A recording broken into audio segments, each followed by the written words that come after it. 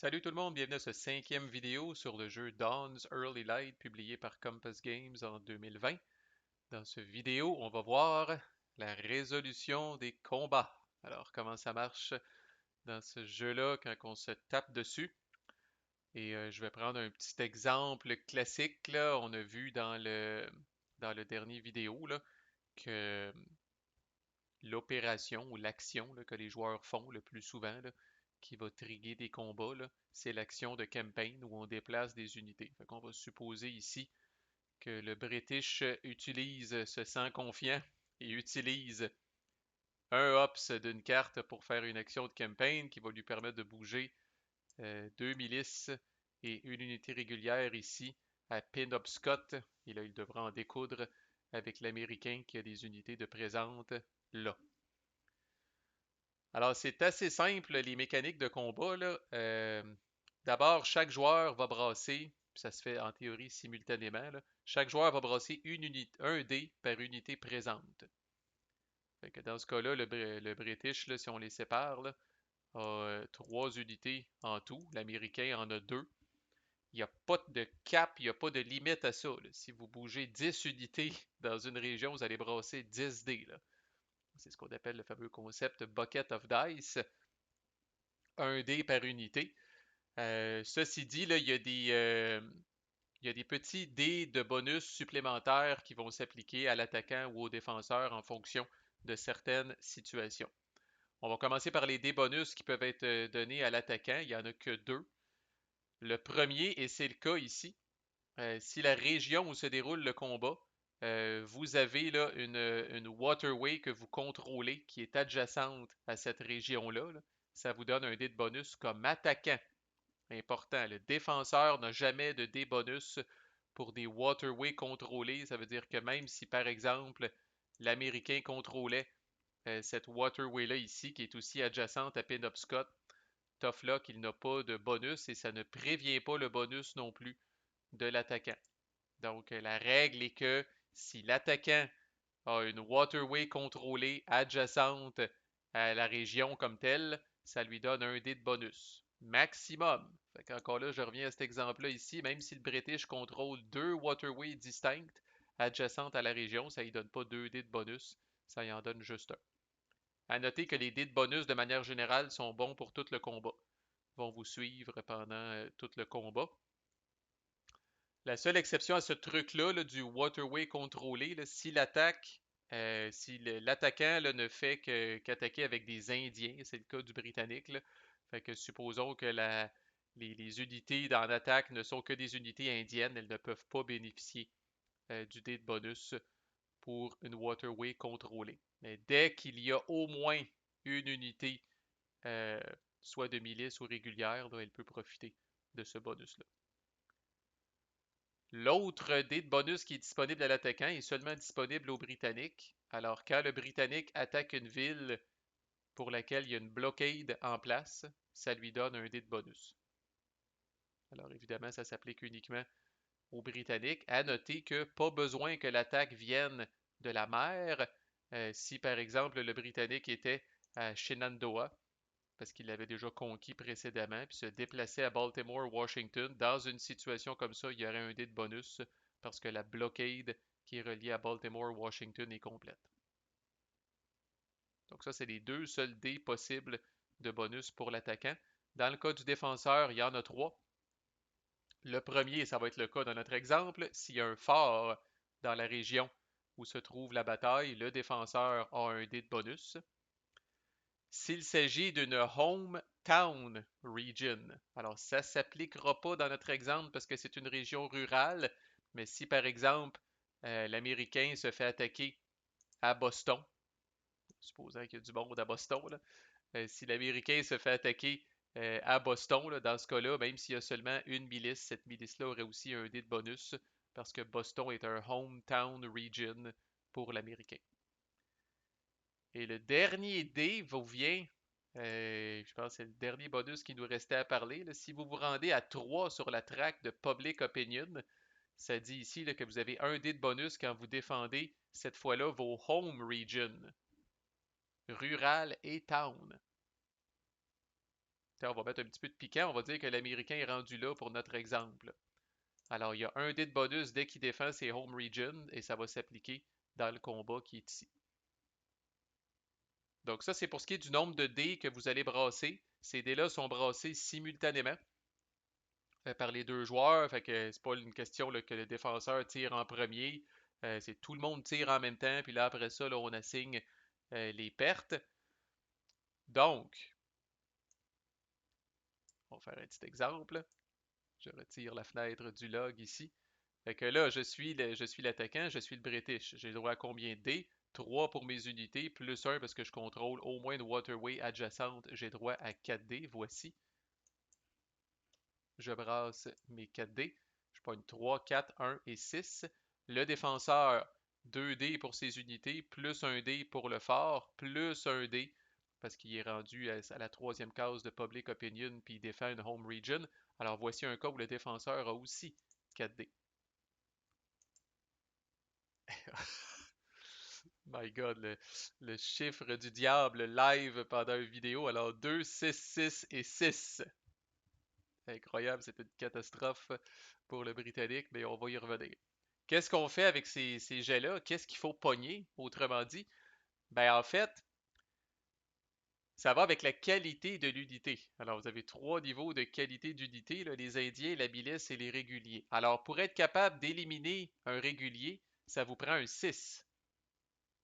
Pour être capable d'éliminer une milice, ça vous prend un 5 ou plus. Et pour être capable d'éliminer un Indien, ça vous prend un 4 ou plus.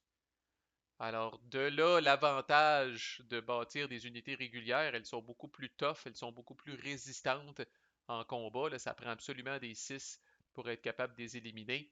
La milice, un petit peu plus facile à éliminer. Et les Indiens, malgré qu'ils sont nombreux parfois, sont éliminés sur un 4 ou plus. Et là, de la façon que ça marche, c'est que euh, c'est le joueur qui a brassé qui décide qu'est-ce qu'il élimine de l'autre côté.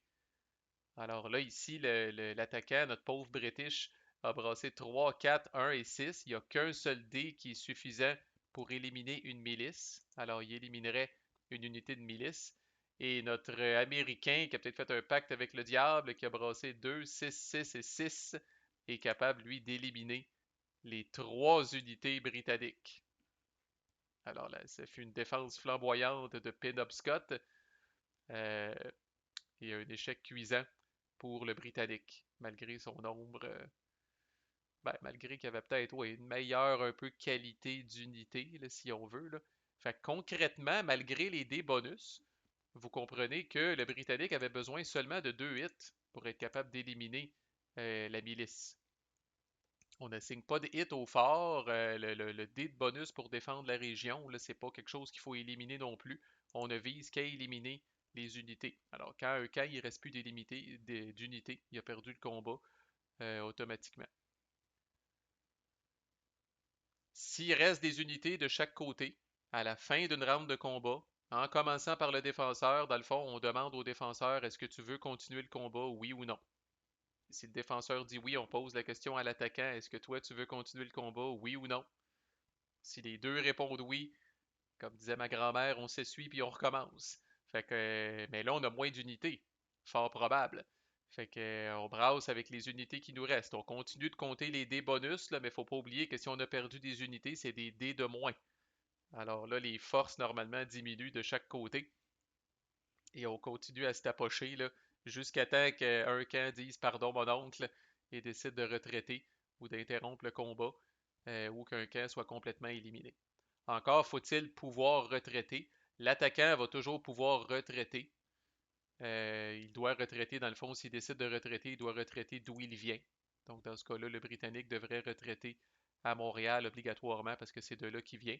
Le défenseur, lui, peut retraiter dans une région contrôlée qui est adjacente. Alors, je rappelle, même si Hudson est vide ici, quand même considéré contrôlé par l'Américain, alors la milice pourrait retraiter ici ou pourrait retraiter à Boston. Je rappelle aussi que si le défenseur évacue complètement via une retraite ou parce qu'il est éliminé en combat, donc s'il sort d'une région parce qu'il retraite ou qu'il est éliminé en combat, le fort est détruit. S'il faisait ça via un mouvement spécial, un campaign operation, le fort reste là. Bon, quelques petites particularités qui nous restent.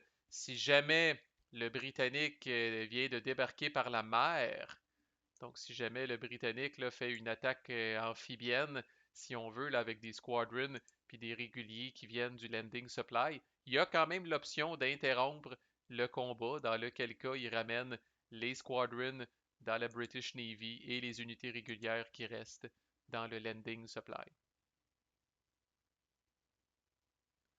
On va le voir quand on va faire la revue des cartes, là, c'est quelque chose d'un peu pas particulier. Ben, c'est rare qu'on voit ça dans les jeux, là, mais en tout cas, il y a des événements des fois qui vont faire apparaître des unités. Et ces unités-là pourraient apparaître dans des régions où se trouvent des ennemis. Alors là, à ce moment-là, on fait un combat automatiquement. Alors dans ce cas-là, on se dit, mais où peuvent donc bien retraiter les attaquants qui en apparence sont tombés du ciel? Ben, dans ce cas-là, l'attaquant ne peut pas retraiter. Alors il doit se battre jusqu'au bout.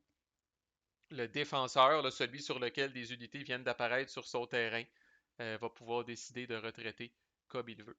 Si jamais le défenseur est pris en sandwich, n'a pas l'option de retraiter, lui aussi doit se battre jusqu'à la mort, jusqu'à temps qu'il ne reste plus personne.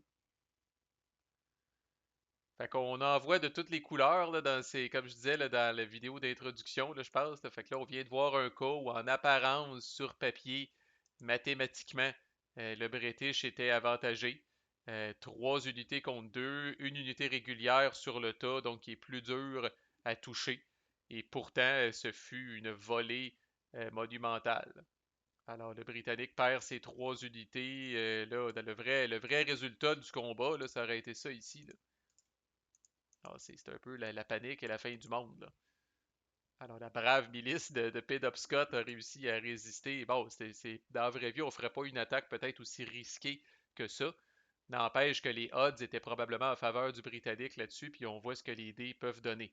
Et comme toute bonne distribution, là, si plus vous avez de dés, plus ça peut être wacky comme résultat. Là. Une bataille 10 dés contre 8, là, ça peut aller là, d'un bord comme de l'autre, c'est all over the place.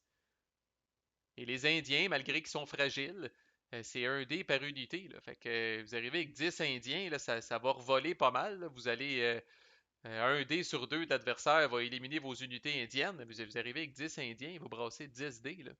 C'est quand même pas rien. Là. OK.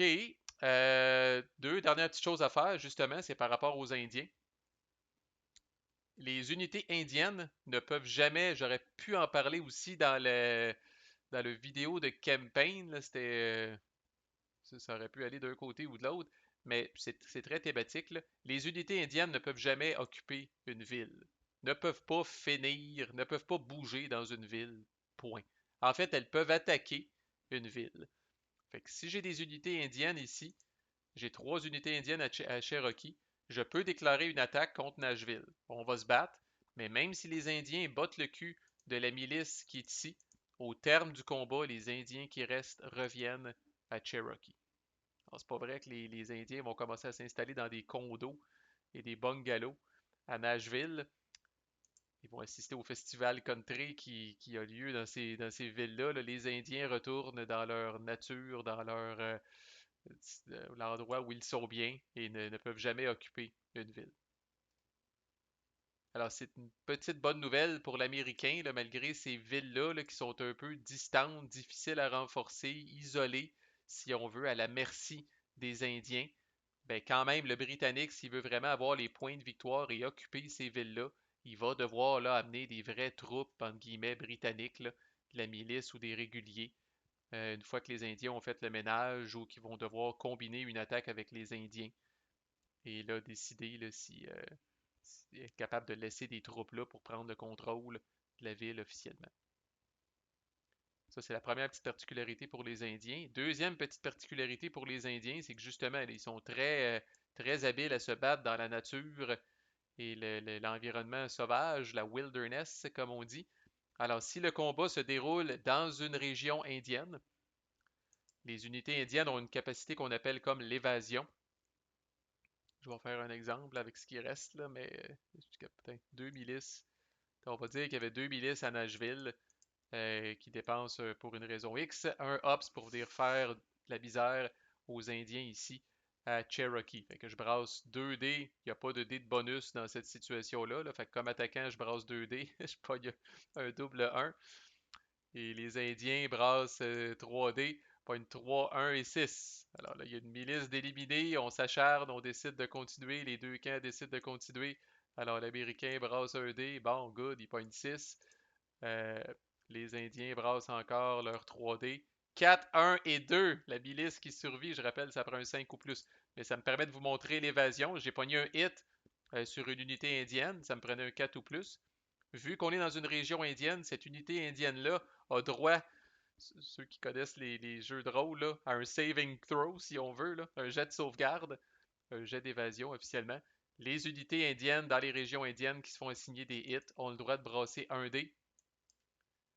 Et sur un 4 ou plus, donc c'est le cas ici, j'ai brassé 6. Sur un 4 ou plus, l'unité survit, mais doit retraiter dans une région indienne adjacente, qui est soit neutre ou contrôlée par les Britanniques.